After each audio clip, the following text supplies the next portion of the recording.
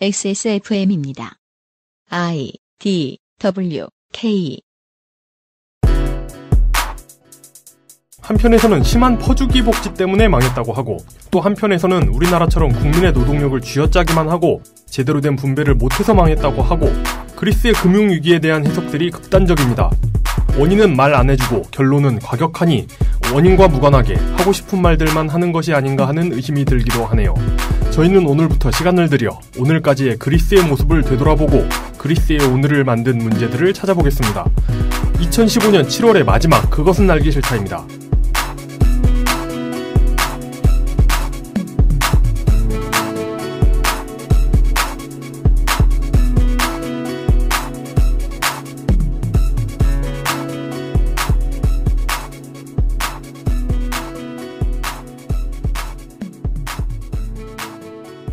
어제 밥 먹다가 마른 입술을 열심히 깨물었더니 약간 좀 붓지 않았나요?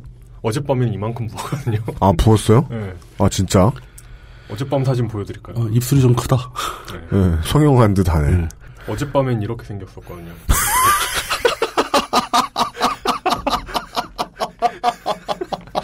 야. 정말 예상 바뀌다. 정말 예상 바뀌었어. 혹자의 말로는 보톡스 부작용 이런 얘기를 하던데. 아이고야. 평소에도 어렵던 발음이 간혹 입술에 모기 물리는 경우는 있는데. 네. 지구상의 청취자 여러분, 한국은 7월의 마지막 날입니다. 히스테리 사건 파일 그것은 알기 싫다 치킨 프로듀서 UMC이고요. 이용 상임수석이요. 앉아 있는데요. 네. 뭐 여느 때처럼 발음이 안 좋기 때문에 뭐 별일이야 있겠느냐 생각하셨을 텐데 오늘은 특별히 어제 입술을 잘못 깨물어가지고 퉁퉁 부었답니다. 부상투혼. 그렇습니다. 네, 우리가 이제 어릴 때 가장 입술 때문에 내 스스로가 웃기게 느껴질 때가 네. 입술에 모기 물렸을 때거든요. 네. 난 진짜 한 번도 안 물려봤는데. 진짜요? 진짜 기분 되게 웃겨요. 되게 불편하거든요. 네. 톰과 제리에 나오는 이렇게 망치를 얻어맞은 그런 손가락이 된 기분. 네, 그런 들고 그래요. 예. 이용이 그런 상태네요. 네. 악전고투하고 있습니다. 네. 지금 거의 어제 말씀드렸던 강변북로 이쪽은 한치 앞이 안 보입니다. 네. 운전들 조심하시고요. 네. 연무가 엄청 심합니다. 물뚝심송 상임 고문과 함께 잠시 후에 어제 약속드린 이야기 풀어보도록 하겠습니다. 광고 듣고 와서요. 그것은 알기 싫다는 에브리온 TV 다 따져봐도 결론은 아로니아진 데볼프 제뉴인 레더 크래프트 커피보다 편안한 아르케 더치커피, 두루 행복을 전하는 노건 간장게장, 한 번만 써본 사람은 없는 빅그린 헤어케어, 총알도 못 뚫는 아마스 방탄필름에서 도와주고 있습니다. 저희는 못 뚫는다고만 했습니다. XSFM입니다. 눈으로 확인할 수 있는 낮은 지방 함량. 그런 커피는 없는 줄 알았지만 아르케 더치커피, 커피아르케.com. 좀 만들기 쉬운 거 먹고 싶다고 하면 안 돼? 나 골탕 먹으라고 이러는 거지 지금. 에이, 아니야. 노건 간장게장. 부드럽고 고소한 게살, 짜지 않고 향긋한 간장, 매콤한 청양고추. 노건 간장게장. 엑세스몰에서 만나보세요. 언제까지나 마지막 선택. 아로니아 진. 소개팅할 때 제일 잘 보이는 거? 화장은 어차피 과하게 하면 안 돼. 옷은 빨래만 했으면 되지. 인상을 기억하게 해주는 건 아무리 봐도 머릿결. 한번 찰랑 해주면 날 꽤 오래 기억하더라. 빅그린 투쓰리 약산성 헤어팩. 빅 그린 설페이트 프리. 방탄 수준에 대한 인증을 받으셔야 될 것 같은데요, 진짜. 아마스 방탄필름이 널리 퍼지면 네. 총알을 파는 사람이 아마스 방탄필름을 뚫을 수 있는 총알인가요? 모순. 그래서 말인데요. 사실 아마스 방탄필름과 총알이니까 R이라고 해야 되나? 사실 우리가 총기 합법화 국가도 아니고 총알 문제로 이렇게 필름을 사고 광고할 필요가 없기 때문에 네. 이제는 그냥 시력보호 필름이라고 부르기로 했어요. 그리고 방탄을 여러 번 시켜보니까 자꾸 이용이 방탕 필름이라고 해가지고 필름이 방탕해. 프로디걸 필름. 돌아온 방탕한 필름. 우리가 아마스 방탄 필름을 계속 방탄이라고 팔면 네. 혹시 뭐 조직폭력배 보스들이나 이런 사람들이 그 필름을 차 유리창에 붙일 가능성에 대해서. 그러니까요. 그래서 그냥 이제는 7억 보호 필름이라고 부르려고요. 그냥 방탄이 된다는 건 마케팅 수사로 이해하시고요. 그렇죠. 네. 앞으로는 그것도 안 쓸게요, 그냥. 그것도 안 쓰려고. 네. 자꾸 방탕해져서요. 네.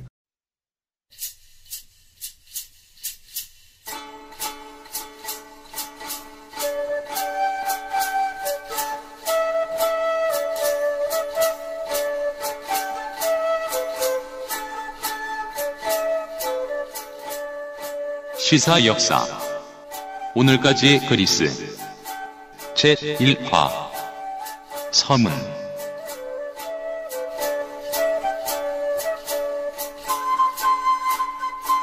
사실 그리스에 대한 이야기를 꺼내는 이유는 뭐 오프닝에다 설명이 됐으니까 더 이상 뭐 얘기할 필요가 없죠. 뉴스에서 하도 얘기하는데 원인을 아무도 안 가르쳐주는 것 같아서. 굉장히 중요한 사건이 벌어지고 있고 막 말썽이 벌어지고 있는 것 같은데 그 이유와 어떤 일이 진행되어 온 과정가를 보여주는 언론이 하나도 없어요. 이게 시누이가 볼 때 다르고 신랑이 볼 때 다른데 그런 얘기를 듣고 있는 것 같아서 우리가.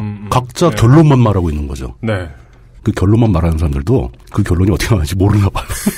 그렇죠. 몰라서 말을 못하는 거야 이 사람들이. 네. 황금 펀치 마냥. 네. 그러니까 자세히 알긴 싫은데 아는 척을 해야 하는 의견을 내야겠어. 가장 편한 것은 자 누구나 다 알지라고 해버리고 결론만 말하는 거거든요. 모두 다 알다시피 그러면서 결론을 얘기해버리고. 그 논문에 나온 익히 알려져 있듯이 뭐 이런 회사 있잖아요. 나도 모름 레퍼런스를 찾기가 귀찮았다 라는 뜻이죠.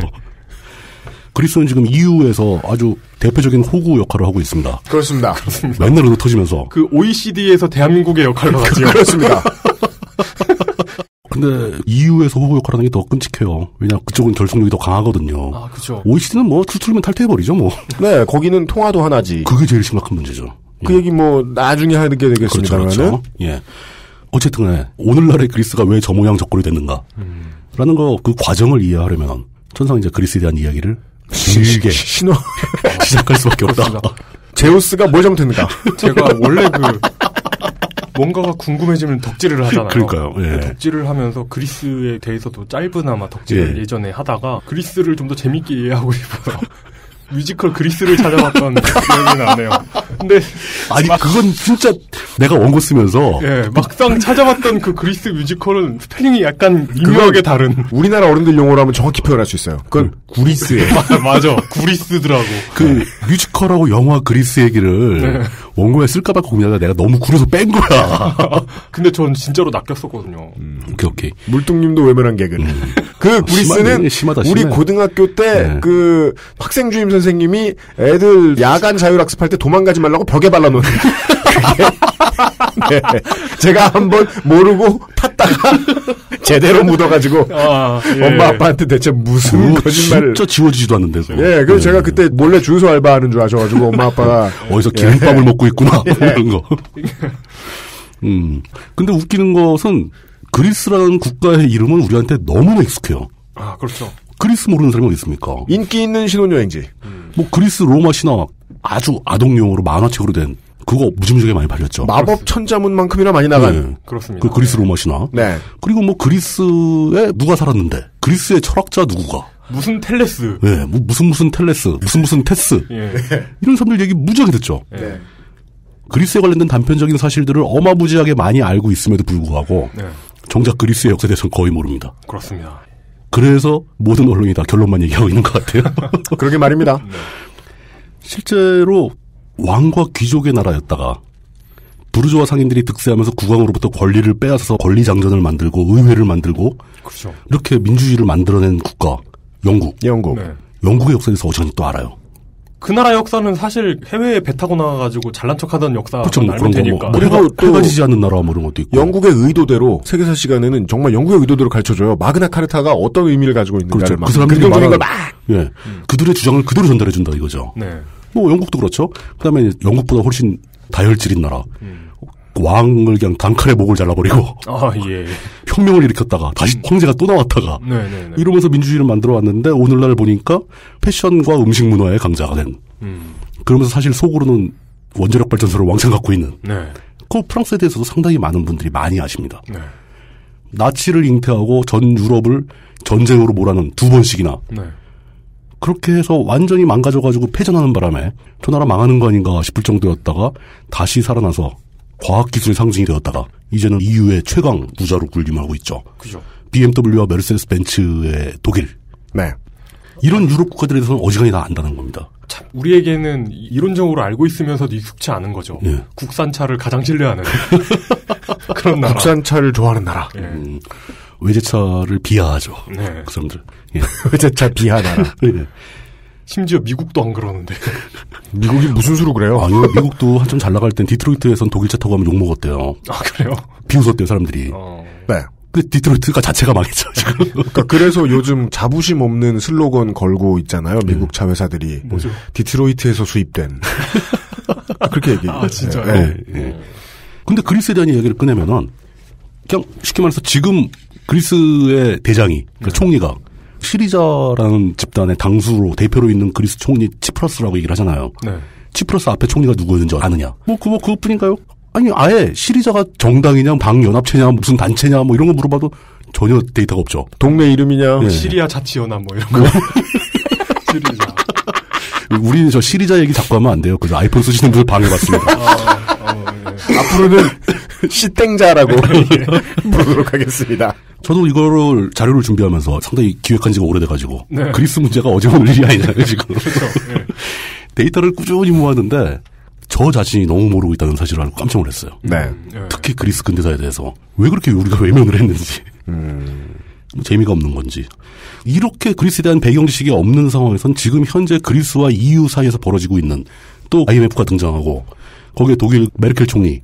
네. 전 메르켈 총리에 대해서 근거 없는 호감을 갖고 있어요. 그런 사람들 많죠. 왜요? 물리학과 출신이니까. 예. 이런 이유인 경우는 흔치 않죠. 진짜 정말 예상도 못한 이유다. 예. 네. 근데 메르켈 총리가 그리스를 대하는 태도는 상당히 좀 무섭더라고요. 그죠. 어떻게 이렇게 가혹하게 몰아붙이는지. 네.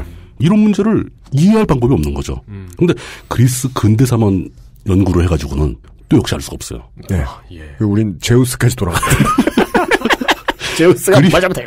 그리스를 둘러싼 나라들과 그리스의 관계를 알아야 되기 때문에. 네. 그럼 뭐 유럽 역사를 다 해야 된다는 얘기인데. 네. 어쨌든 간에 준비했습니다. 현재까지의 그리스. 오늘까지의 그리스입니다. 오늘까지의 그리스. 예. 앞으로의 그리스를 예측해드리는 건 못해요. 네. 물뚱심송 상인 고문께 가장 시켜서는 안 되는 것이 먼 미래에 대한 예측. 앞으로의 그리스는 제가 감히 하겠다는 말도 안 꺼내겠습니다. 네. 오늘까지의 그리스 이야기를 시작하겠습니다. 펠레에게 우승국 묻기. 네. 유럽하고 아시아는 사실상 하나의 대륙이잖아요. 유라시아 모르스게 크게 한 덩어리를 볼 수 있는데, 네. 뭐 아프리카도 사실 지중해를 사이에 두고 거의 붙어 있다시피 하지만, 인도도 그렇고, 유럽과 아시아를 하나의 대륙으로 간주한다면은, 유럽은 유라시아 대륙의 서쪽 끝입니다. 네. 서쪽 대륙 하면은 웨스테로스가 떠오르죠. 예, 그렇습니다. 그렇군요. 네. 실제 우리 리얼월드에 있는 그 웨스테로스에는 홍성갑은 아마 동쪽 대륙을 얘기하면 웨스테로스를 떠올릴 거예요. 네. 예. 아, 그거 좀 불쌍하잖아요.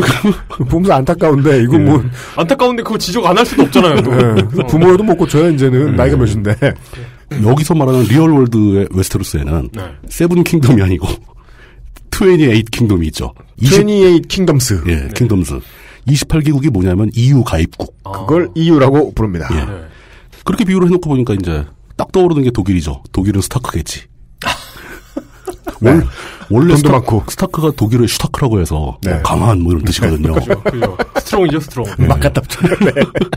근데 이제 독일을 스타크에 비교하려다 보니까 지금 EU에서는 독일이 돈이 너무 많아요. 그 라니스터가 아닌가. 라니스터도 할 수 있어요.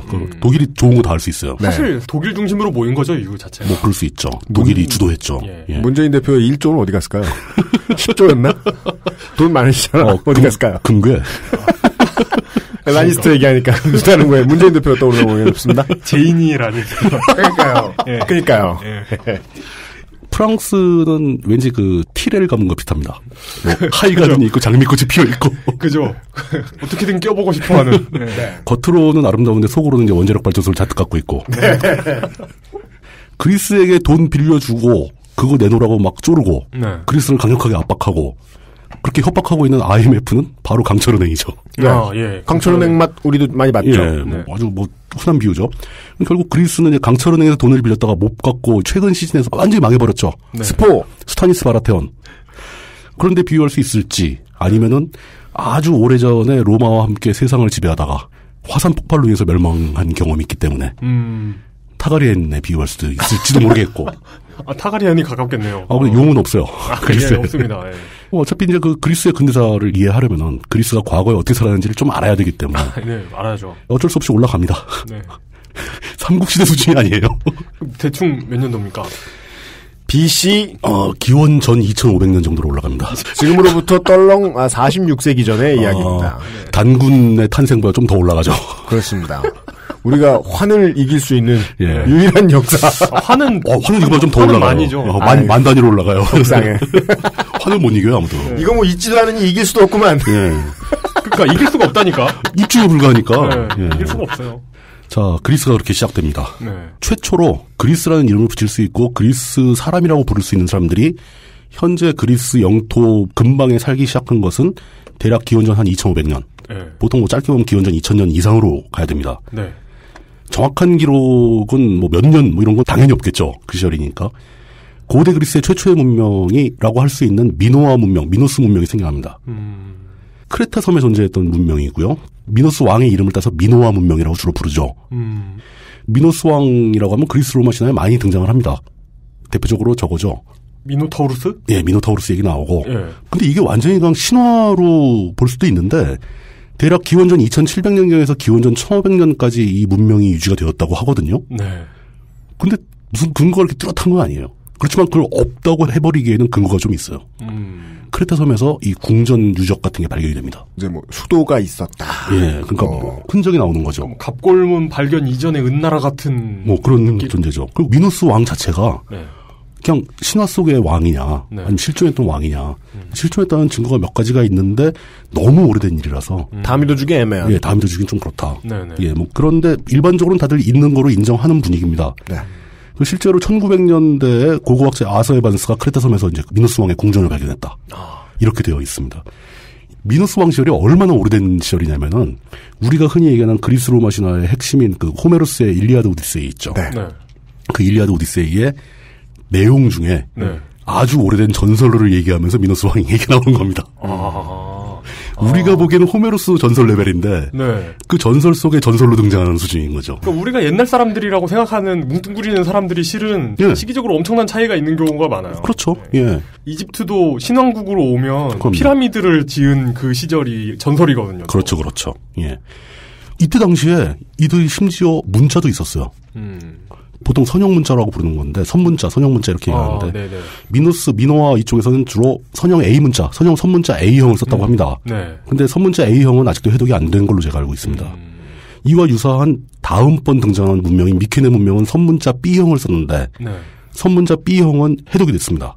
마이클 벤트리스라는 사람이 거의 해독을 했어요. 네. 그러면서 이제 미케네 문명은 좀 더 구체적으로 알려지기 시작했죠.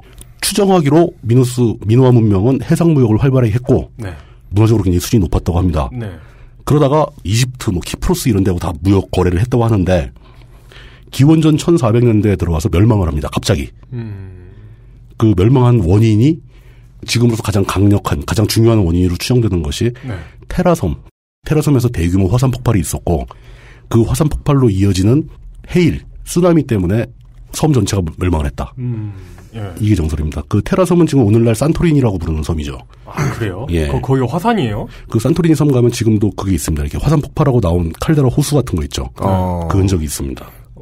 그 산토리니 섬은 실제로 지금도 남에게 화산대에 포함된 섬으로 화산 활동이 유지가 되고 있습니다. 그 크레타 섬에 해일이 몰려와서 미노아 문명이 멸망했다라는 데에서 그 아틀란티스 대륙의 전설이 생긴 겁니다. 네, 이들이 그 소리 있죠. 예, 과학 문명이 굉장히 발전했는데 어느 날 갑자기 멸망한 게 거기서 대피해서 뭐 수중에 들어가서 뭐 문명을 만들었다 뭐 이런 얘기가 다른 데도 아니고 플라톤이 언급을 합니다. 플라톤도 엄청 옛날 사람인데 플라톤이 신화처럼 이렇게 설명을 하는 거죠. 이런 일이 있었어 과거에. 그런 얘기를 들은 적이 있어. 예. 그런 말씀은 보아 씨도 하시죠. 뭐야? 왜 갑자기 아틀란티스 소녀. 예. 미케네 문명이 미노아 문명을 바로 뒤를 따라가는 건데 크레타 섬 기반의 미노아하고는 다르게 그 펠로폰네소스 반도라고 그리스 남부에 있는 큰 섬이에요. 근데 이걸 반도라고 부르는 이유는 사실 그 땅하고 이어져 있었거든요. 코린토스 지역으로 이어져 있는데 거기에 운하를 뚫어버립니다. 지금은 물리적으로 섬이에요. 그 가위질 거의 다 했다고 생각하고 그냥 내버려 놓은 것처럼 생겼죠. 그렇죠. 아직 이만큼 붙어 있는 거. 예. 그리고 또 거기서 약간 더 서쪽으로 가면 다리도 하나 있습니다. 육지하고 이어지는. 그러니까 그 육지하고 사이의 바다가 되게 좁은 거죠. 그런데 그 펠레폰네소스 반도에 자리 잡은 사람들이 세우는 문명이 미케네 문명이고요. 미노아도 이제 청동기 시대에 포함되는데 미케네는 이제 본격 청동기 시대. 그리고 이제 호메로스가 주로 언급하는 그리스의 고대 황금기 시대입니다. 미케네 과학 문명이 굉장히 발전했다고 알려져 있었고 나중에 이제 도리아인들이라는 사람이 침입을 해서 미케네 문명을 멸절시키게 되는데 그러니까 이제 대략 기원전 800년대 정도에 멸망한다고 봅니다. 굉장히 미케네 섬은 우리가 알고 있는 사실과 연결되는 부분이 크게 있죠. 그렇습니까? 예. 뭐요? 그렇죠. 마징가 제트에 나오는 헬 박사가 이런 류의 연구 결과가 한 번쯤 나올 줄 알았어요. 미케네 문명을 발굴을 합니다. 그러면서 진짜요? 네, 거대 로봇들의 집단을 발견한 거예요. 그 헬 박사가 진짜요? 자기 돈으로 뭘 진짜야? 마징가 제트라니까. 그러니까 마징가 제트에 나오는 거예요, 네, 진짜로. 네. 아, 네네네. 아, 그건 맞아요. 네. 헬 박사가 자기 돈으로 그 괴수 로봇을 만든 게 아니고 미케네 문명이 만들어놨던 걸 땅속에서 발굴을 해가지고 그것을 이용해서 세계 정복을 하려다가 거짓말 아닙니다. 마징가의 후속작인 그레이트 마징가의 배경 이야기지요. 미케네 제국의 용사들이 나타나 마징가 제트를 굴복시켰지만 이날을 예측한 켄조 박사, 한국명 김 박사는 마징가 제트보다 뛰어난 그레이트 마징가를 만들게 됩니다.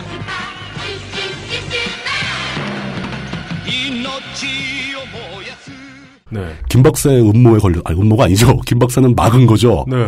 김 박사 때문에 사랑에도 실패했잖아, 헬 박사는. 그렇죠. 네.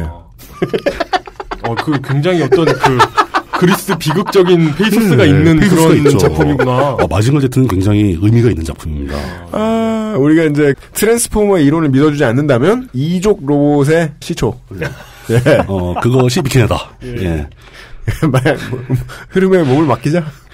그 도리아인이라는 종족은 그리스의 당시에 이제 그 미케네 문명이 망할 때쯤 외부에서 들어온 그런 민족인데 그러면서 미케네 문명이 망하는 그 시기가 고대 이집트나 뭐 당시의 그리스나 이 주변이 다 급변하던 시기입니다. 바로 이때가 어떤 시기와 이어지냐면 철기 문명의 보급과 이어집니다. 네. 그러니까 뭐 히타이트족이 철기로 막 유럽을 휘젓고 막 이럴 때. 세계사 교과서에 나오죠. 예. 도리아인들이 철기를 들고 들어와서 미케네를 멸망시킨 거로 되어 있습니다. 이로 인해서 이제 미노아하고 미케네가 문명이 막을 내리고 그 이후로 몇백 년간 그리스가 암흑기에 접어들게 됩니다. 아주 철저하게 잘 부순 모양이에요. 그 미노아 크레타 섬은 해일 때문에 쓸려갔으니까 뭐 완전히 모든 시설이 다 파괴됐을 거고. 미케네도 잘 부셨는지. 예. 펠레폰네소스 반도와 뭐 크레타 섬과 뭐 이런 데 있는 문명이 한 몇백 년간 완전히 과거로 퇴행을 합니다. 그러니까 뭐 미노아에선 뭐 선형 문자 A가 쓰이고 뭐 미케에서 선형 문자 B가 쓰이고 막 그러다가 이 시기에는 그리스 지역에서는 문자의 사용 자체에 흔적이 없습니다. 이게 바다민족 때인가? 뭐 그런 여러 가지 전설이 막 전해지는 거죠.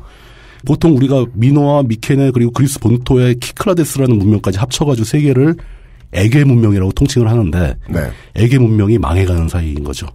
그 에게라는 것은 이제는 바다 이름으로만 남아 있습니다. 예. 그리스와 지금 현재 터키 사이에 있는 바다 이름인 거죠. 예. 보통 그리스 역사를 따지는 사람들은 이 단계까지는 고대 그리스를 봐주지 않습니다.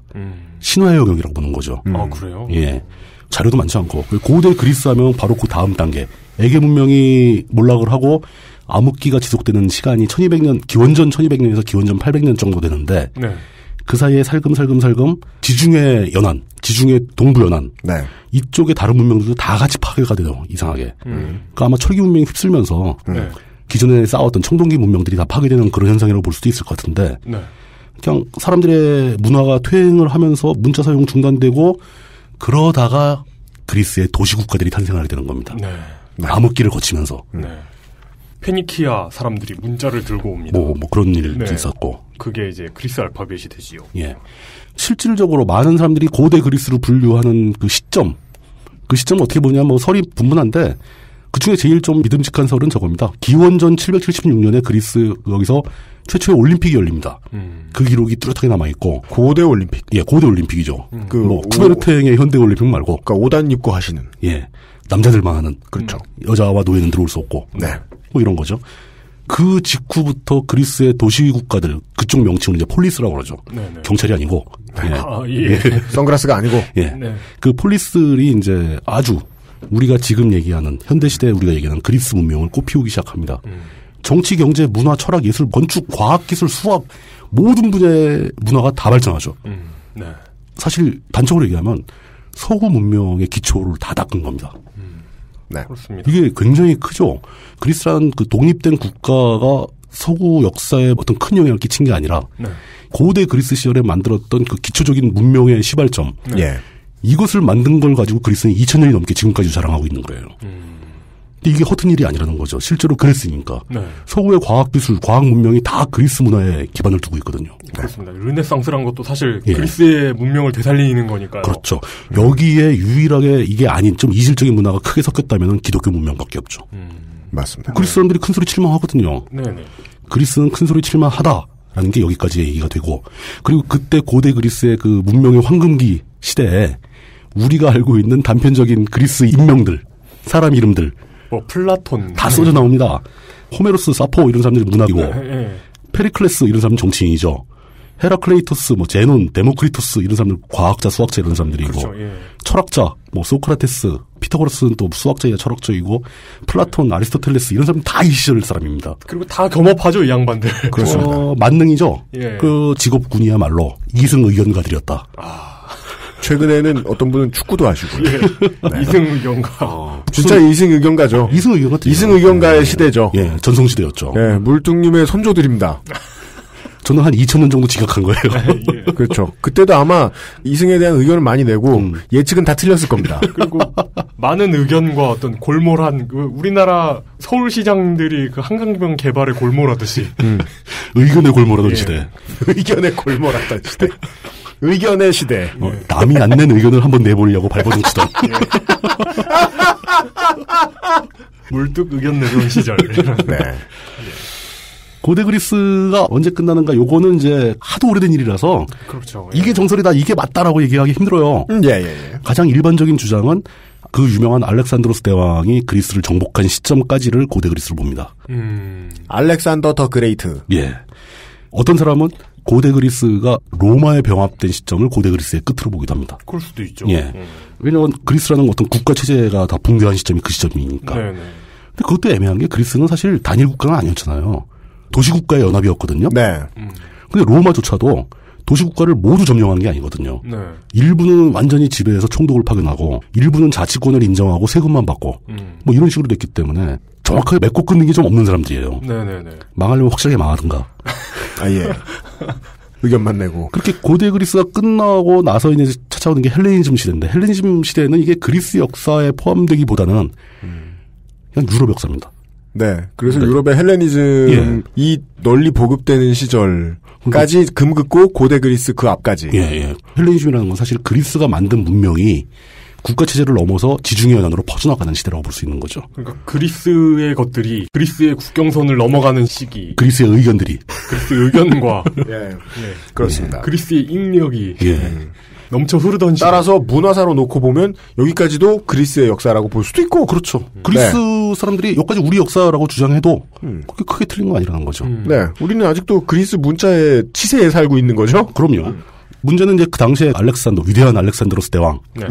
이 사람이 지중해 연안, 그리스를 중심으로 한 지중해 연안 문명의 발상지를 온통 뒤집어 엎어버렸어요. 사실 이 양반은 그 그리스인들이 바바리안이라는 말을 만들었잖아요. 예, 맞아요. 그러니까 말을 똑바로 하지 못하고 버버 하는 사람들이 맞아요. 야만인이라는 그러니까 쉽게 어버버하는 사람이라는 거죠. 네. 그러니까 그리스인과 바바리안 사이에 있는 사람들이었거든요. 그렇다고 봐야죠. 마케도니아가. 근데 문제는 시골 왕초지만 알렉산드로스 본인은 아리스토텔레스의 제자입니다.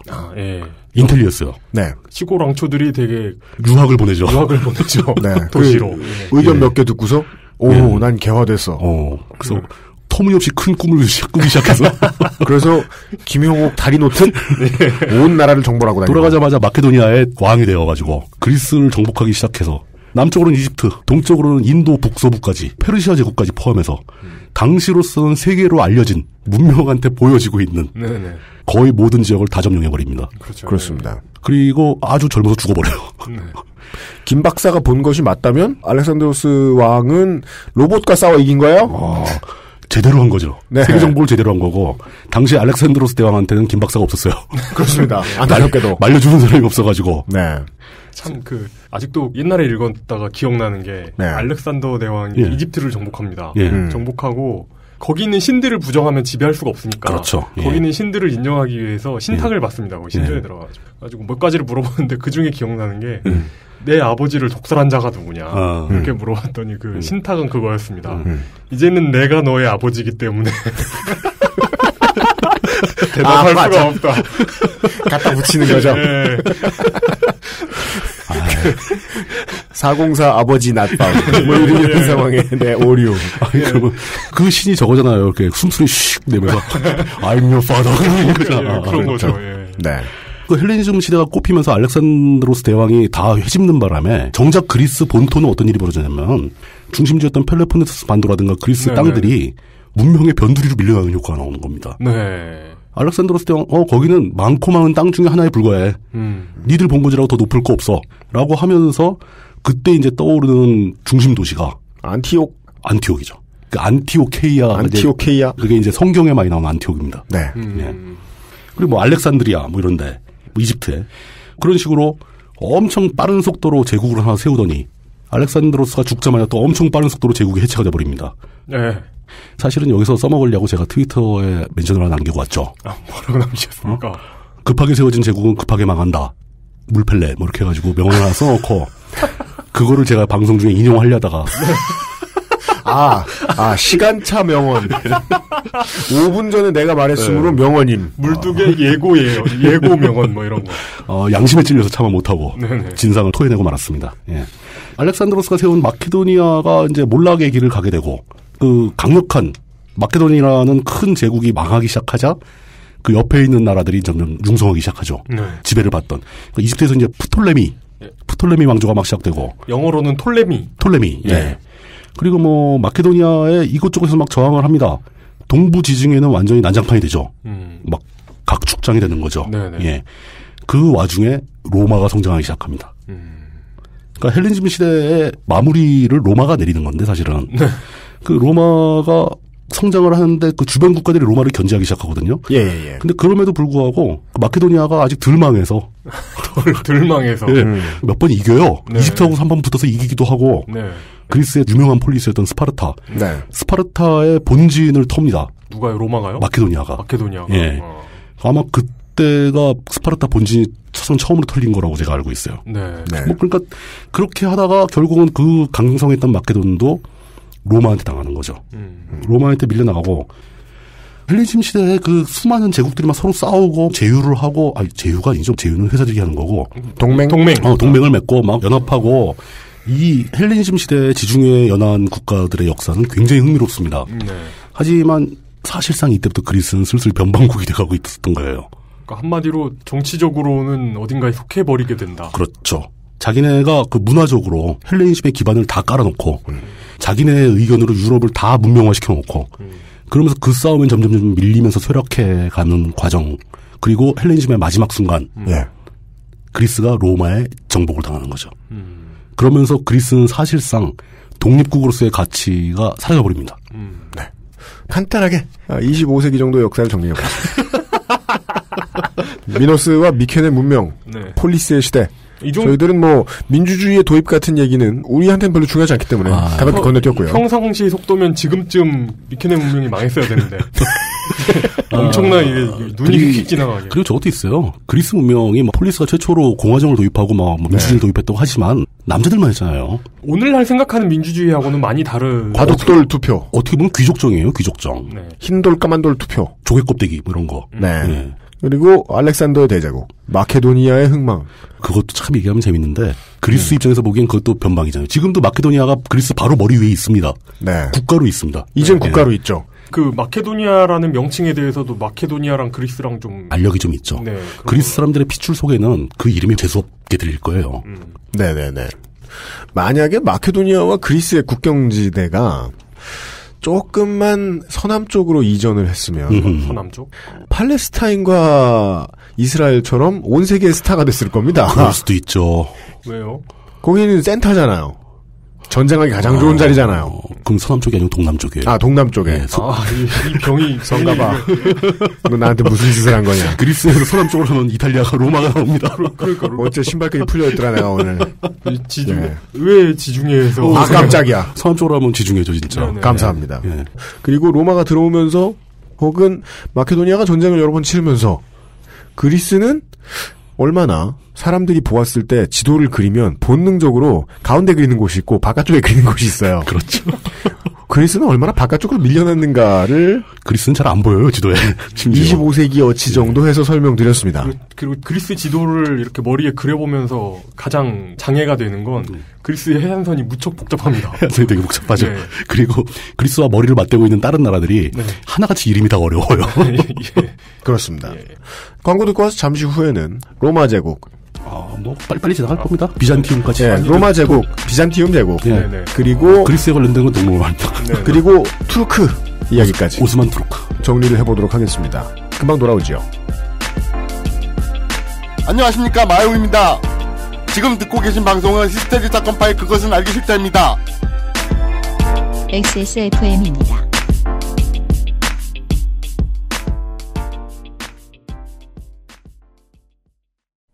아로니아라는 게 이미 검증이 된 거겠지?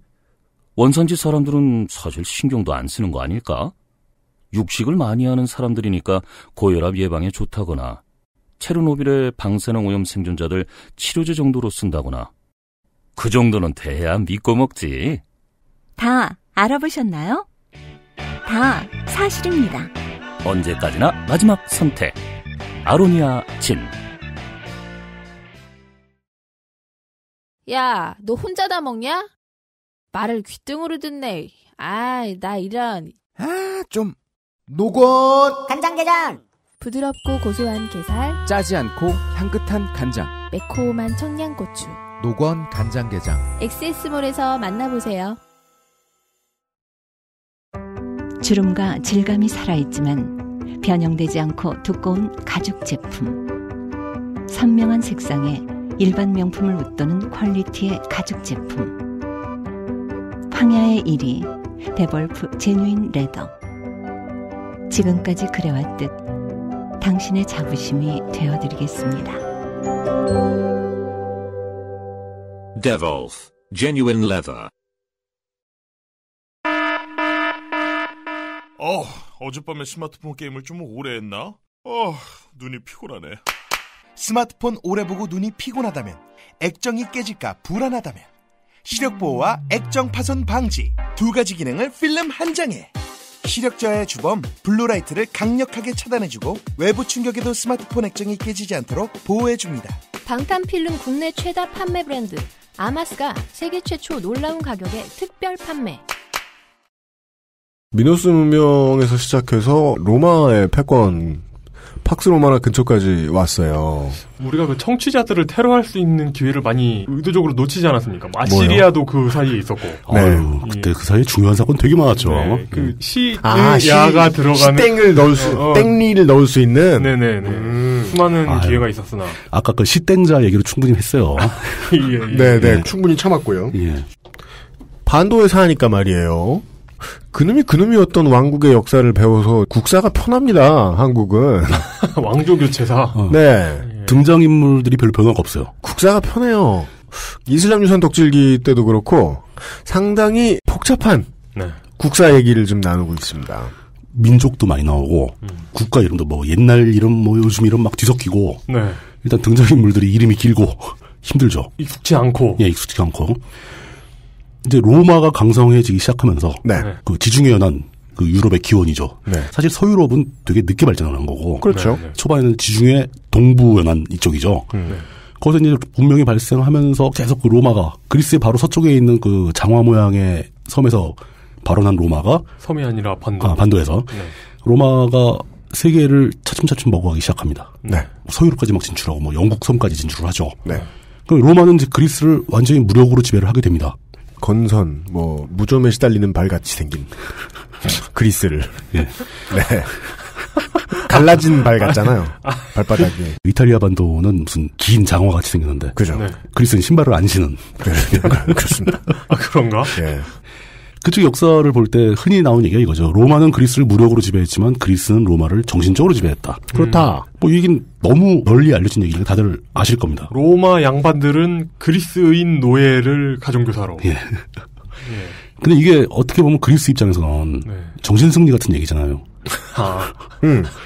예. 실제로 로마에 점령당하면서 물론 이제 그리스가 당시도 통일된 국가 체제를 갖추지 못했어요. 이 당시 지중해 버전의 동도서기. 그렇죠. 예. 근데 그럼에도 불구하고 아테네나 스파르타 같은 도시국가는 굉장히 세력이 컸었고 상당수의 도시국가들이 로마의 직접적인 지배를 받게 되죠. 그리고 또 일부 도시국가는 자치권을 인정받고 조공바치는 정도로. 예. 그러니까 이게 좀 애매한 상황이긴 해요. 그리스가 완전히 국가적으로 기능이 마비됐다, 없어졌다. 이렇게 표현하기도 좀 그렇고. 그렇다고 그리스가 무슨 자치적인 권한이 있었다라고 표현하기도 그렇고. 그 포에니 전쟁하고 비교를 하면 그렇죠. 그러니까 그 로마는 카르타고를 완전히 지워버렸잖아요. 완전히 없어버렸죠. 완전히 지워버렸는데 그리스는 남겨놨죠. 그렇다 하더라도 로마가 군사적으로 강성한 그 군사력을 바탕으로 그리스를 지배한 건 사실이지만 특히 로마는 그리스 문화를 되게 좋아했죠. 뭐 대표적인 게 뭐 다들 아시는 로마 신화 자체가 그리스 신화의 짝퉁 버전이고 신들 이름만 바꿔가면서 그리고 뭐 얘기했듯이 로마의 귀족들은 그리스 노예들을 데려다가 다른 일을 시킨 게 아니라 애들 과외를 시켰죠. 언어, 음악, 미술 뭐 이런 게 다 그리스인들이 워낙 능통한 사람들이 많으니까 그런 어떤 지적인 작업을 수행하는 역할로 당시에 그리스인들이 노예는 노예라고 했지만 계약직 직원 같은 개념이었던 것 같아요. 그렇죠. 그러니까 그런 계약 관계 있잖아요. 예. 어느 정도 기간 동안 계약 관계를 맺는 방법이 노예 계약 외에는 없었던 것이지. 당시에는 노예 계약이 뿐이었던 거죠. 가장 파격적인 노예 계약을 하는 것이 어떻소? 이런 류의. 가장 특정할 수 있는 게 그만두고 싶을 때 그만둘 수가 있는 거예요. 노예가 아니잖아요, 이러면. 5년간 1억 달러의 노예가 되어주시오. 뭐 그런 거죠. 성남 FC 창단 과정에서 나온 명언이 있죠. 뭐라고요? 결국 선수들 이적하는 것도 인신매매와 비슷한 거 아니냐, 뭐 이런. 누가 그런 소리를 했어요? 뭐 그런 얘기가 있습니다. 그거 구단주가요? 취재합시다. 안타까운 사실이네. 하여간 로마는 다른 정복 사업처럼 정복 사업을 안수했으니까 특산물을 쪽쪽 빨아볼까 이랬는데 다 빨아먹었더니 지배를 당하기 시작했어요. 그런 거죠. 거기다가 이제 그리스가 나름대로 뭐 아테네 같은 곳이 명맥을 이어가면서 문화의 중심지로 활동을 하긴 했었고, 그 다음에 이제 중요한 사건이 서기 212년에 안토니우스 칙령이라는 게 내려집니다. 그러니까 그 로마 제국 영토 내에 있는 자치권의 주민들. 자유민들. 이 자유민들을 다 로마 시민으로 인정한다. 사실 이 안토니우스 칙령이 뭐 이집트나 멀리 떨어지거나 가난한 지역의 사람들한테는 오히려 환영을 못 받았어요. 왜죠? 의미가 없으니까. 세금 더 내야 되나? 세금만 더 내고 막 이렇게 되니까. 근데 그리스 같은 경우는 안토니우스 칙령을 기회로 자치권이 더 확대가 되는 결과를 가져오게 됩니다. 그러니까 나름대로 그리스의 권한이 점점 세지기 시작했다는 거죠. 그러면서 이 로마가 또 세월이 막 총알같이 흘러서 동로마, 서로마로 분열되고 결국 그러다 비잔티움 제국으로 넘어가고. 그러니까 이게 이 당시 로마 제국 시대 그리스의 지위는 좀 성경에서 드러난다고 생각하거든요. 그렇죠. 그래요? 왜냐하면 신약 성경이 그리스의 비극을 골자로 쓰여진 그리스어 비극이에요. 그러니까 그리스어 비극의 종교판인 거예요. 장르가 그렇다는 거죠. 그래 장르가. 장르상 에픽이다. 뭐 그런 식으로. 장르상. 그 비잔티움 제국으로 넘어가는 과정에서 그리스는 계속 공식적으로는 로마의 지배를 받습니다. 현실적으로는 굉장한 자치권을 가지고 있다라고 보여지는 거죠. 9세기 근방에는 실질적인 지배권, 자치권을 가진 적도 있다고 합니다. 근데 그렇다고 해서 그리스가 당시에 독립국가로서 기능을 했다라고 보기는 또 아닌 걸로. 그러니까 사실 그리스는 지금 고대 그리스 끝나고 헬레니즘 시대 끝나고 로마의 지배를 받은 이래 독립국으로서 기능을 한 적은 없어요. 단 동로마 제국이 그리스화되지요. 거대한 그리스인 것처럼 활동을 하죠. 동로마 제국이. 그렇게 해서 이제 쭉 더 총알같이 세월이 흘러서 비잔티움 제국이 1453년에 드디어 오스만 제국에 의해서 무너지죠. 멸망해버리죠. 그리스는 자동으로 오스만 제국의 영토가 돼버립니다. 이제는 투르크의 이게 진짜 기구한 운명인 것 같아요. 가장 앞선 선진적인 문명과 문화를 만들어낸 철학자들의 나라가 그리고 자기 주변 나라들이 막 혼란에 빠져가지고 서로 싸우고 막 지배하고 뭐 거대한 제국이 생겼다가 없어지고 이러는 과정에서 사실 그 지배층이 뭔가를 생각하고 평소에 즐기고 기록하고 이런 모든 문명의 시발점을 다 그리스가 제공한 건데 그리스 자체의 정치적 권력은 보잘것없고 항상 속국이고 겨우 자치권이나 좀 인정받다가 또 뺏겼다가 제국의 흥망성쇠를 통해서 다른 제국으로 주도권이 넘어가면 또 그 제국의 영토가 됐다가 그렇죠. 시달려온 거라는 거죠. 네. 그 라틴어가 사실 사어잖아요. 이제 아무도 그렇죠. 쓰지 않는. 예. 근데 고대 그리스어도 마찬가지인데. 마찬가지인 거죠. 더 빨리 사어가 된 거죠. 그 근대에 들어와서 유럽 사람들이 고대 그리스어는 배우는데 정작 그리스어는 안 배운다는. 그러니까요. 아하. 그리스가 그만큼 이제 변방의 국가가 돼버린 거죠.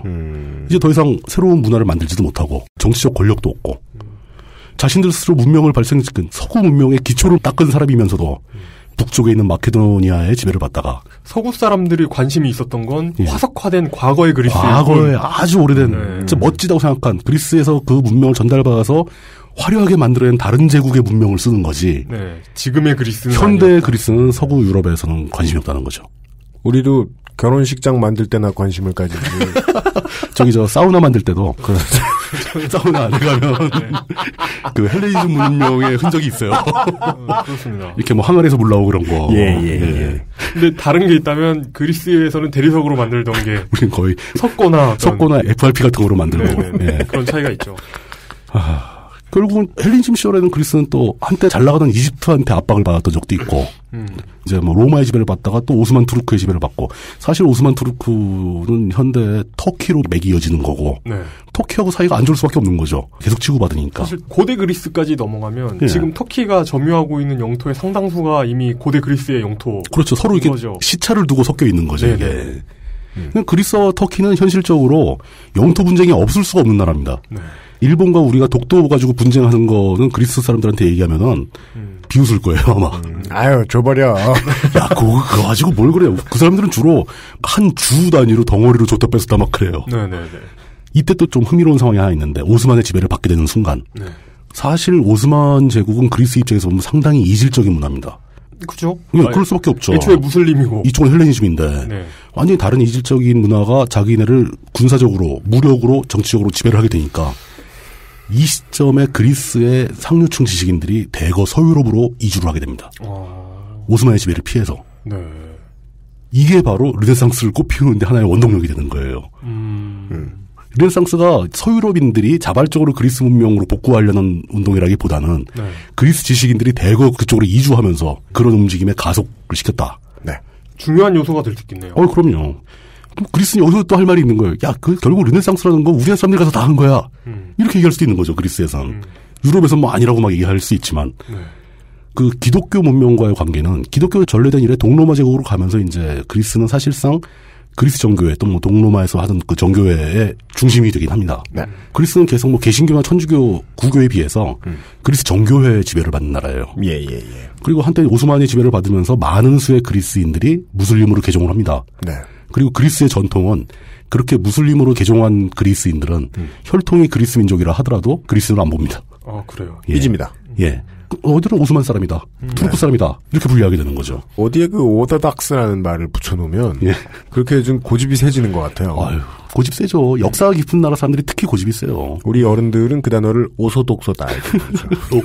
옛날에는 책에 오소독스 이렇게 써있어요. 오소독스? 그릭 오소닥스잖아요. 예, 그게 오소독스라고 써놓으면은 오소리의 독 같은 얘기도. 오소독소 이렇게 읽으셨어요. 대체 그게 무슨 소리가? 사자성어. 오소독소. 예. 그렇게 계속 오스만의 지배를 받다가 19세기에 와서야 그리스가 최초로 독립된 국가로서의 지위를 확보하게 됩니다. 1820년대입니다. 우리가 지금 기원전 26세기부터 스타트 끊었나요? 예. 이건 사실 이슬람 덕질기랑 겹치지요. 겹치죠. 상당 부분 겹치는 부분입니다. 네, 오스만이 망해가는. 예. 그 오스만이 망해갈 때쯤에서 이제 그리스인들이 오스만을 상대로 독립전쟁을 시작하는데 이 그리스 독립전쟁 자체를 또 서유럽인들은 굉장히 낭만적으로 봅니다.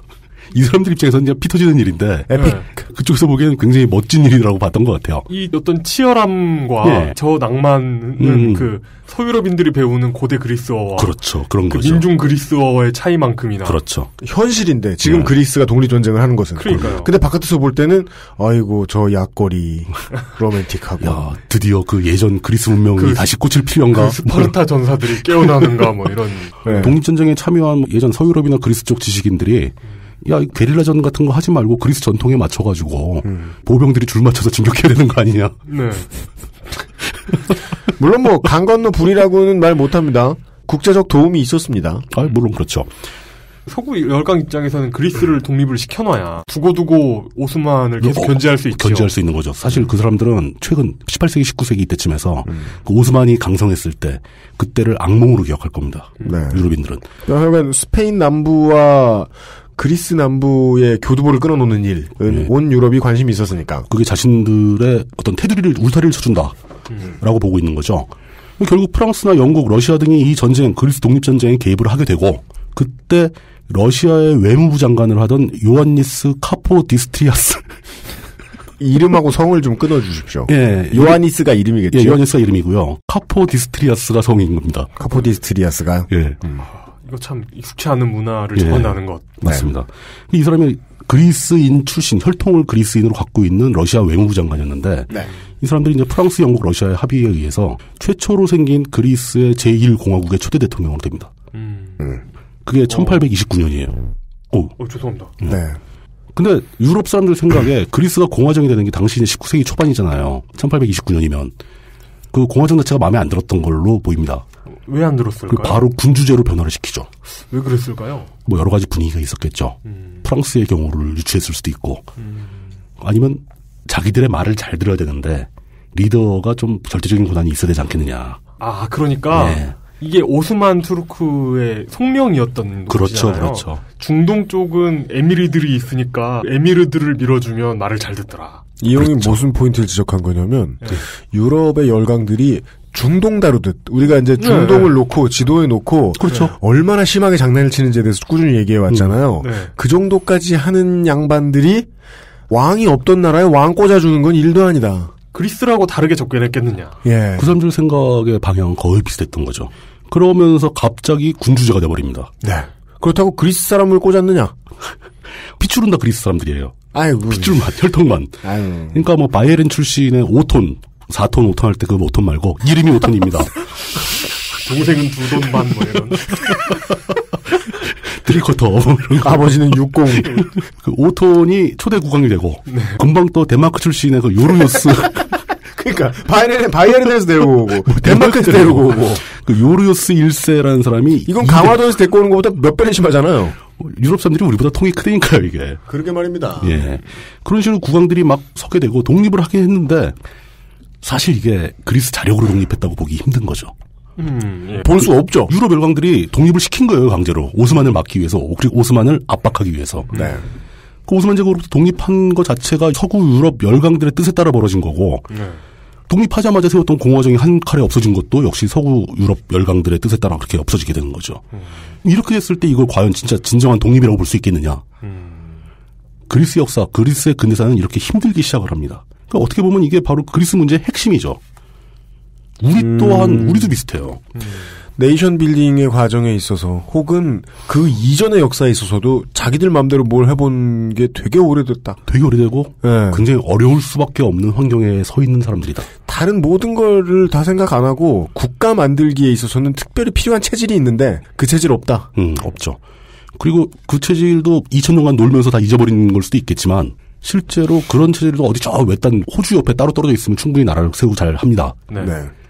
근데 그 뉴질랜드 무시 발언. 이거 이런. 네. 죄송합니다. 공식적으로 네. 뉴질랜드에 사시는 분들께 사과 말씀드리겠습니다. 예. 근데 뉴질랜드는 호주 위에 있잖아요. 호주 위?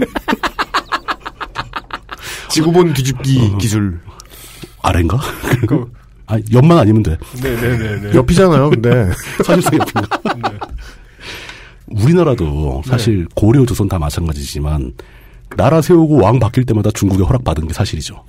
그렇죠. 형식적이었든 어쨌든 간에. 그나마 우리는 중국한테만 허락을 받으면 되는 어떤 행운적인 지리 요건이 수도 있어요. 네.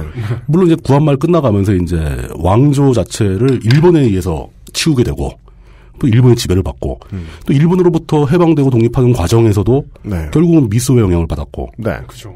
독립적으로 우리 마음대로 뭔가를 해본 역사가 우리한테도 별로 없습니다. 면면이 흐른다고 말해도 아주 틀린 예측은 아닙니다. 우리 민족의 역사를 비하하거나 그런 거는 절대 없고요. 누구한테 허락을 안 받고 자치를 해? 이게 가능한지 알기 어려울 거다. 어렵죠. 그만큼 우리의 그 지리적 위치도 굉장히 강력한 세력들의 틈바구니에 껴 있었다는 거죠. 그리스도 똑같습니다. 군주제 그리스가 성립한 이후에도 오스만과의 투쟁은 계속 벌어집니다. 뭐 영토 싸움이죠. 한 줄을 뺏었다가 한 줄을 뺏겼다가 뭐 이러면서 그리스의 영토선 극히 되게 복잡합니다. 유럽을 대신한 싸움을 합니다. 유럽은 뒤에서 팔짱 끼고 가끔 무기나 좀 주고 사람 좀 보내주고 뭐 이런 식으로 행동을 했겠죠. 그때 이제 그 덴마크 출신 요르요스 국왕 1세가 뭐 부임하고 그럴 때 덴마크 출신 그리스 국왕. 예. 되게 왕이 되는 건 부임이라고 하지 않죠. 근데 여기서 부임 좋네요. 예. 그 부임 근데 사실상 부임이죠. 뭐. 네, 의도한 건 아니지만 매우 적절한 말이 돼버렸네. 네. 1863년 그때 뭐 이오니아 제도 연합주가 그리스한테 주어집니다. 네. 일종의 즉위 선물이에요. 가서 고생 좀 해라. 그럼 땅 좀 떼어주고. 가서 고생해라. 네. 간척해라. 그리고 또 오스만이 점령하고 있던 거기다가 온통 방조제 만들면 그러니까 그것도, 예. 그리스에 지금 방조제 열풍 불면 쩔 거예요. 네. 그 오스만이 지배하고 있던 테살리아 쪽 지역 영토 여기는 오스만이 힘들어서 그냥 철수를 해버립니다. 그리스는 그냥 주서요. 그리스 영토에 들어오기도 하고 1912년 발칸 전쟁 때 마케도니아 남부 지방과 크레타섬 에게해 제도를 또 병합하게 됩니다. 이렇게 땅을 조금씩 끌어모아서 1947년에 와서야 오늘날의 그리스 영토가 그리스의 영토가 됩니다. 2차 대전 끝나고 나서야. 최근이에요. 아주 최근. 국가의 3요소가 그거잖아요. 영토, 국민, 주권 세 가지잖아요. 영토가 47년에 와서 확보가 된 거죠. 오늘날의 그리스는. 오늘날의 한국의 영토가 53년에 그렇죠. 금을 그어진 것처럼 비슷한 시기네요. 비슷한 시기입니다. 네. 예. 이 과정에서 주변과 어떤 분쟁을 겪어왔는지, 어떤 투쟁을 해왔는지, 의견 충돌을 벌여왔는지 그 영토 분쟁은 아직도 끝나지 않았고요. 아까도 얘기했듯이 터키와도 끊이지 않는 영토 분쟁을 지금도 하고 있습니다. 그 1차 세계대전 당시에 그리스는 이제 승전한 쪽 편을 들었어요. 연합군 쪽 편을 들었죠. 네. 당연히 그럴 수밖에요. 연합군들이 세워준 나라인데. 연합군들이 지배하고 있는데 사실상. 네. 그 덕분에 또 소아시아 일부 지역을 약간 선물로 또 받습니다. 네. 종전하면서. 되게 놀라운 외교인데요. 안 싸우고 자꾸 이 당시에 이스탄불하고 그렇죠. 현재 터키 도시인 이즈미르라는 도시를 가지게 됩니다. 그러니까 이게 그리스는 열심히 해가지고 뭐 한 덩어리씩 받아요, 계속. 네네. 야금야금. 그 다음에 또 저런 거 있죠. 오스만 제국을 무너뜨리고 터키 공화국을 만든 사람. 무스타파 케말. 무스타파 케말 아타투르크. 예. 이 얘기 몇 번 나왔었죠. 지폐맨. 지폐 모든 데 얼굴이 붙어 있는 사람. 이 사람이 그리스가 장악하고 있던 땅을 그 오스만 제국을 멸망시키는 김에 터키군을 끌고 와가지고 그리스를 또 호되게 야단을 쳐서 쫓아내요. 그 터키한테 땅을 또 뺏기기도 해요. 원래 그리스가 이즈미르를 중심으로 터키를 아예 없애려고 했어요. 그리스는 틈만 나면 터키로 쳐들어갔고. 그런데 아타투르크가 그 이즈미르와 이스탄불을 되찾았지요. 터키 입장에서는. 아타투르크가 싸움을 되게 잘한 것 같아요. 그리스가 당하기 힘들 정도로. 우리나라의 국부보다는 전쟁에 소질이 있었다. 그 나라의 국부가. 우리나라 국부는 전쟁이 나면 주로 뒤로 돌격을. 네. 퇴각 이렇게 써붙이고 이마에 헬멧에 써붙이고. 2차 대전 당시에는 그리스도 역시 또 연합국 편을 듭니다. 그래서 나치 그 히틀러한테 아주 혼쭐이 나죠. 그렇습니다. 통째로 나라를 뺏겨요. 전범이 근처에 있었거든요. 그리고 나치 강점기 동안 그리스는 굉장히 고통을 겪습니다. 수천 명 이상이 죽어요. 피해를 크게 보죠. 2차 대전 막바지에는 그 소비에트 군대가 루마니아를 거쳐서 그리스로 진격을 하니까 나치가 그리스에 있다가 우리 고립된다. 그래서 후퇴를 해버렸어요. 사실 뭐 그리스군이 열심히 싸우죠. 열심히 싸웠죠. 잘 싸우고 계속 싸웠죠. 계속 싸웠고. 그렇습니다. 근데 그 소비에트의 진격 소식을 들은 나치가 도망간 틈을 노려서 영국군이 상륙을 합니다. 그렇습니다. 그러면서 그리스가 또 독립을 하게 되는 거죠.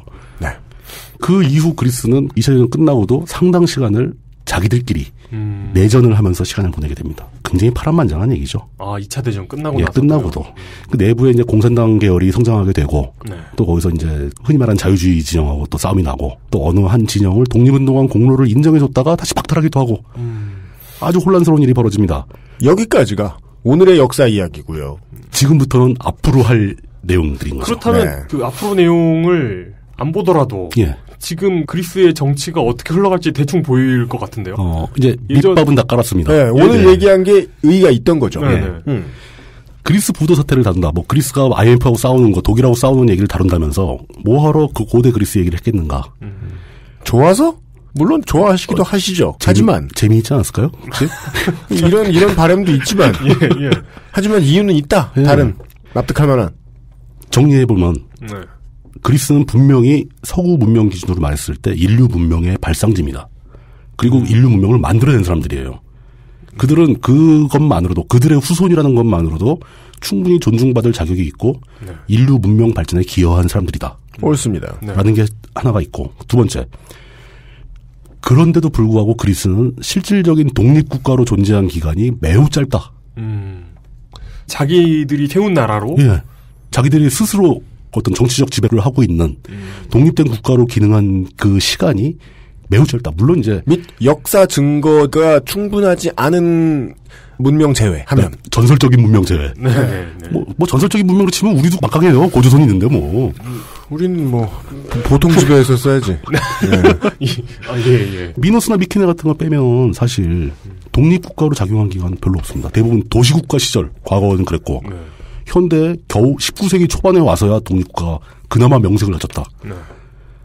이런 걸 보게 되면 그리스 사람들은 끊임없이 스스로 독립적인 지배권 없이 네. 주변의 외세의 변동에 따라 이리 쏠리고 저리 쏠리는 그 고통스러운 시간을 계속 보내온 것이다. 그들이 과연 자기 주변국들을 어떻게 바라볼 것인가 하는 감을 잡을 수 있다 하는 거죠. 고대사만 보더라도. 예.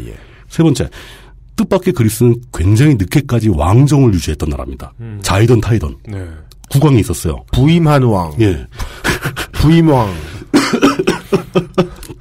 계속 얘기 나오겠지만 실질적이고 공식적으로 그리스의 군주제가 폐지된 것은 1973년입니다. 그때까지 왕이 있었어요? 왕이 있었죠.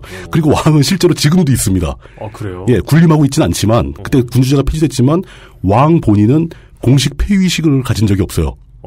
따라서 아직도 왕이에요. 물론 이제 그때 망명을 가죠. 군주제가 폐지되면서 망명 갔다가 2013년 재작년 12월 달에 귀국을 해요. 그리스에 살고 있어요, 왕이. 그래요? 네. 지위가 뭐지? 옛날 왕. 옛날 왕. 그거 생각난다. 아직도 아무것도 안 해. 왕이야. 아무 대접도 안 해줘. 80년대 예. 그 튀니지하고 이탈리아하고 예. 종전협정했거든요. 포에니 전쟁 종전협정했거든요. 그 옛날에 전쟁의 종전협정. 네. 그러니까 종전협정을 한 번도 한 적이 없는 거예요. 그렇죠. 이거는 무슨 전북 도지사하고 경주시장이 만나서 황산벌 싸움. 예, 저 종전협정하고 뭐 그런 개념인 거죠. 예, 막 포석정에서 난리 난 거 사과하고 막. 근데 이런 일은 있겠죠. 네네. 그 2013년 12월에 귀국한 왕이 그리스 근처에 있는 빵집을 갔다. 그럼 손님은 왕이다. 아직 공식적으로 공식 폐위가 안 됐으니까. 폐위식을 하지 않았으니까. 그럼 진상을 떨면서 내가 왕인데 왜 이러냐고 지금 난리를 칠 것이다. 무슨 의미인지 알겠습니다. 그럼 그 동네 가게에는 손님 중 누군가는 왕이다. 이 동네에 왕이 산다. 뭐 이런 얘기. 조심하라. 네. 손님 중에 왕이 있다. 손님 중에 왕이 있다. 손님 중에 진짜 왕이 있다. 네. 가끔 온다. 네. 이런 점들이 현대 우리 시대를 살아가는 그리스인들의 심리에 어떤 영향을 주겠는가. 우리는 그리스의 근대사를 얘기하려면 그리스에 살고 있는 사람들이 자신들의 입장과 자기 주변 국가들의 관계를 어떤 관점으로 바라보는가. 네. 이거 정도는 기본적으로 깔고 들어가야 얘기가 되기 시작한다는 거예요. 거기에 도움을 얻었습니다. 예, 오늘. 그 얘기를 해드린 거죠. 그렇다면 그 그리스인들은 외세의 지배를 받으면서 오스만 투르크든지 아니면 로마 제국이든지 독립해가지고 내전을 겪고 있는 와중에 그 파르테논 신전을 보면서 어떤 생각을 했을지. 그러니까 그런 걸 보면서 얼마나 당혹스러울지. 한때 우리는 이랬는데 지금은 이런데 어쩌면 그런 거 보고 별다른 생각이 없을 수도 있어요. 너무 오래된 일이라서 지금 당장 먹고 살기 바쁘다 이럴 수도 있고요. 아니면 또 낙천적이어서 세상이 어찌 돌아가든 나만 잘 먹고 잘 살면 되지. 그리고 뭐 일부 이제 젊은이들과 그 젊은이들에게 책을 파는 즐거움으로 사는 사이비 역사학자들이 예. 사실은 우리가 국권이 없었던 게 아니고 다 우리나라였다. 장사하고 다니겠죠. 네. 그건 뭐랄까 일종의 환과 유사한 건가요? 그렇죠. 네. 민족적 자존심을 세우자 뭐 이러면서. 네. 예. 예. 그리스 근대사를 이해하기 위해서 이런 사실들을, 이런 개념들, 그들의 입장을 추정하는 자세를 좀 가지고 근대사를 이해해야 되지 않겠는가. 네. 이런 말씀을 드리는 거고요. 끝으로 정리는 이겁니다. 지나온 역사는 현실의 사건을 만드는 재료들입니다. 매우 그렇습니다. 당연히 그렇죠. 물론 지나온 역사를 다 안다고 해서 현실에 벌어지는 사건을 100% 이해할 수 있는 거 아닙니다. 네. 하지만 지나온 역사를 모르면은 현실에 벌어지는 사건도 전혀 모르겠죠. 그렇습니다. 그렇기 위해서 오늘날의 그리스 현실을 이해하기 위해서 이런 밑밥을 깔고 그 최근 한 100년에서 50년 사이의 그리스 사이에는 어떤 일들이 벌어졌고 국가의 주도권을 누가 잡았다가 누구한테 뺏겼다가 이렇게 왔는지 그리고 그리스 사람들은 왜 이렇게 빚을 많이 졌는지 네. 그 빚을 갚을 생각이 있는 건지 없는 건지 갚을 능력은 있는 건지 없는 건지 그 사람들은 그 점에 대해서 어떻게 생각하는 건지 뭐 이런 얘기들을 앞으로 몇 시간에 걸쳐서 해보도록 하지요. 그 정도까지입니다. 예. 보통은 이런 경우에는 이제 각 지역별 환타님이 이런 일에 보통 수고를 해주시는데 그리스를 갔다 오신 분을 찾기 힘들었어요. 그분은 일단 그리스 환타님이란 분이 존재하지 않기 때문에 이번에는 각 지역별 환타님을 부를 수가 없었습니다. 환타님 얘기를 왜 꺼내냐 하면은 이 이야기는 매우 우리 이야기이기 때문입니다. 예. 결국 모든 이야기는 우리 얘기죠. 네, 기대해 주시길 바랍니다. 우리가 뭐 미국 독립사에 무슨 관심이 있겠습니까? 심지어 웨스테로스 이야기도 우리와 관련이 있었는데. 그러게 말입니다. 지금 우리가 강철은행 얘기를 한 3번째 하고 있는 거예요. 그렇게 따지면은. 사실 강철은행 얘기가 반응이 좋아가지고. 네. 자꾸 하고 싶어요. 몇 시간 더 넘어가면 이제 20세기 강철은행 얘기도 한번 드릴 겁니다. 그리스와 관련해서. 네, 나오겠죠, 뭐. 예. 그리스 이야기 인트로였습니다. 인트로. 네. 빠르면 다다음 주. 시간 날 때 또 뵙기로 하지요. 호메로스가 아니라 호모와 닮은 물뚝심송 상인 고문이 그러고 보니까 호메로스가 호모네. 네. 물뚝심송 상인 고문이 이번 주에 수고해 주셨습니다. 근데 전 실제로 어렸을 때 일리아드 오디세이 읽을 때 호메로스라는 이름보다 호모라는 이름을 더 많이 들었어요. 맞아요. 영어식 표현인 거죠. 그러니까 중역해서 나오니까. 예. 네. 아, 이게 호모가 아니고 그리스식으로 읽으면 호메로스구나 하는 건 굉장히 나중에 알았습니다. 그렇습니다. 그래서 뭐 그 사람이 호모처럼 생겼다는 얘기는 아니고. 예. 우리 모두 치킨은 좋아하지 않습니까? 네. 물뚝심송 생검은 좋은 주말 보내시길 바랍니다. 감사합니다. XSFM입니다. 거품, 향, 색깔 다들 뭘로 만들었길래 이렇게 진하고 많지? 저 화학 성분들 내 피부에 남는 건 아닐까? 시간만 많으면 코코넛 오일로 내가 샴푸를 만들겠지만 난 바쁘니까 빅그린 약산성 헤어 케어 시스템 Big Green 설페이트 프리. 과테말라 안티구아, 케냐 AA, 에디오피아 예가츠프, 엘살바도르 SHB, 아르케 더치커피, 커피아르케닷컴. 스마트폰 오래 보고 눈이 피곤하다면, 액정이 깨질까 불안하다면, 시력보호와 액정 파손 방지 두 가지 기능을 필름 한 장에. 방탄필름 국내 최다 판매 브랜드 아마스가 세계 최초 놀라운 가격에 특별 판매. 황야의 1위 스테픈 올프가 새로운 이름 대볼프로 여러분을 찾아갑니다. 가죽장인 황야의 1위의 꼼꼼함, 끝까지 책임지는 서비스는 그대로, 최고가의 프랑스 사냥 가죽으로 품질은 더 올라간 데볼프 제뉴인 레더. 지금까지도, 앞으로는 더 나은 당신의 자부심입니다. Devolf Genuine Leather. 금주의 의사소통. 광고와 관련된 두 가지 바보 같은 이야기를 전달해드리겠습니다. 뭔데 바보 같은? 트위터에 종범님께서 늘 그 알실에 나오는 광고 중에 아르케 더치 커피 문구 냉장 숙성이 필요한 커피란 다시 말하면을 이분은 커피랑 다시마라고 들으셨다. 커피랑 다시마를 광고하니 완전 참신한 패키지다라는 이런 말도 안 되는 말씀을 해주셨습니다. 종범님은 저하고 압니다. 아는 분이에요. 네, 이분은 여러분들도 많이 아시는 분이죠. 많이 아시는 분이죠. 네. 근데 제가 실제로 직접 만났을 때는 저렇게 허탈한 분은 아니었던 걸로 기억합니다. 네. 하지만 읽은 저는 매우 허탈했다. 네. 이종범 화백의 트윗이었고요. 그 다음에 비밴디 11님께서 어머님께서 누나분 결혼 선물로 컴퓨터를 맞춰주라 하셔가지고 컴스테이션에 갔더니 이경식 사장님이 나타나서 형제끼리는 비싼 선물 하는 거 아니라고 말씀하셔서 장사를 거부해서 빈손으로 되돌아왔다. 하지만 다시 가겠다. 오, 의지가 있어요 또. 그럼 계속 지난번에 저 선물하신다고 하셨던 분이죠? 안 판다니까. 동일인 같은데. 어느 쪽이 이기시는지 그 결과를 좀 알려주셨으면 좋겠네요. 끝내 살 수 있는가? 그렇죠. 과연 살 수 있는가? 파는 사람의 방해를 딛고. 34minutes님께서 컴스테이션에 컴퓨터 사러 간 적이 있는데 나처럼 용산을 잘 모르는 사람에게는 길도 알려주고 다른 가게를 알려준다. 장사한다는 얘기를 못 듣네? 장사를 하기 싫은 것 같은 느낌이 드네요. 뭐 이분이 가서 찾으셔서 뭐 마늘 2단을 사고 싶다 뭐 이럴 수도 있잖아요. 파 한 단 어디서 그러면 사나요? 분명히 용문시장 어디 가보라고 또 알려주실 거야. 용문시장 청과물상에. 네. 그래서 구매 정보 하나 알려드리면요. 예. 매우 조용한 환경에서 컴퓨터를 쓰실 분들을 위한 패키지를 하나 컴스테이션이 개발했는데요. 거기 가서 무서운 패키지인가요? UMC 컴퓨터 하나 맞춰달라. 이렇게 얘기하면 펜이 전혀 없는 아이비 브릿지 컴퓨터를 맞춰줄 거예요. 파워 서플라이 내부에도 없어요? 파워 서플라이도 펜 없습니다. 네. 왜 아이비 브릿지예요? 그러니까 그 정도 발열은 먹어준다 이거죠. 예, 라이트한 거 아니고 CPU. 네. 제가 컴스테이션 사장님하고 공동 개발했거든요. 펜 없고 한 서너 시간은 쌩쌩하게 잘 쓰는. 여기서 지금까지는 한 7시간까지 돌려봤죠? 여기서 그 서너 시간을 짧게 말해야죠. 서너 시간은 잘 돌아가는 이렇게. 전 최대한 7시간까지 안 끄고 한번 가보긴 가봤어요. 네. 거대한 밥솥 같은 CPU 펜이 붙어 있습니다. 네. 그렇게 되면은 실내에 에어컨이 있으면 좀 더 버틸 수 있죠. 맞아요. 여기 스튜디오 같이 에어컨 없는 곳에서 그렇게 쓴 거니까. 예, 그리고 막 사람들이 막 땀 흘리고 이용을 원래 떠들기 10분 후부터 땀을 막 흘리거든요. 그렇게 치면은 뭐 냉동실에서 하면 더 잘 돌아가죠. 네.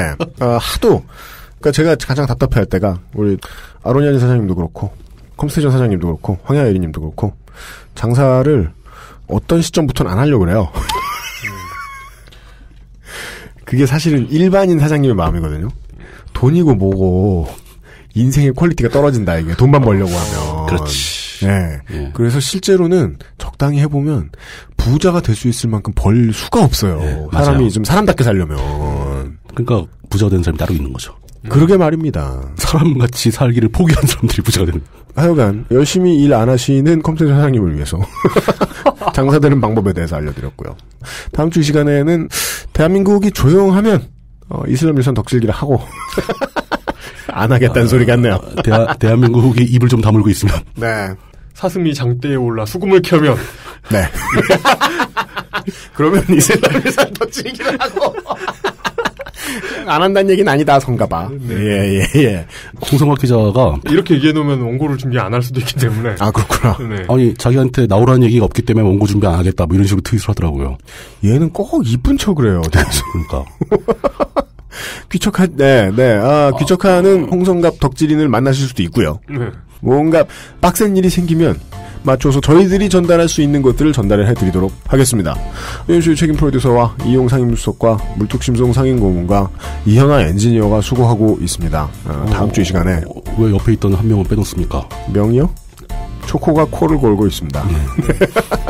다음 주 이 시간에 다시 뵙도록 하겠습니다. 무슨 강아지가 코를 사람처럼 골아. 잘 때 죽을 것 같아요. 드르렁드르렁 하고 막. 쟤 때문에 깨요. 예. 다음 주 시간에 다시 뵙겠습니다. 안녕히 계십시오. 감사합니다. 수고하셨습니다.